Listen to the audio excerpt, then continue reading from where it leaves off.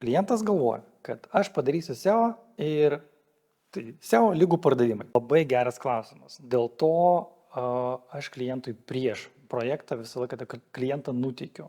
Žiūrėkit, kokie mūsų tikslai. Ar tai yra SEO? Jo. SEO, gerai. Kas tas SEO? Ar tai kaip mes matuosim? Ar tai yra pozicijos?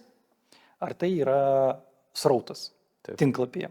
Bendras augimas, sakykime, kažkoks mėnesinis, metinis. Nes šitoje vietoje atsiranda labai daug nesusipratimų. Klientas galvoja, kad aš padarysiu SEO ir tai SEO lygų pardavimai.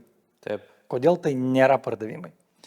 Todėl, kad SEO yra tik įrankis, vienas iš kanalo, kaip žmogus tave pamatys, bet tai negarantuoja pardavimą, nes gali būti, kad tavo pasiūlymas jam neįdomus.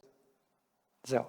Bet nėra baigtas marketingo darbas, jeigu mes, dėl ko mes ir turim su klientu kalbėti, koks yra mūsų galutinis tikslas. Ar tai yra SEO pozicijos arba srautas, ar mes norim ir konversijų, kad žmogus torto greičiausiai iš karto nepirks, tarkim, vestuvinis tortas, jis norės pasiskambinti. Tai jeigu žmogus parašė ar paskambino, čia yra šiek tiek daugiau nei SEO.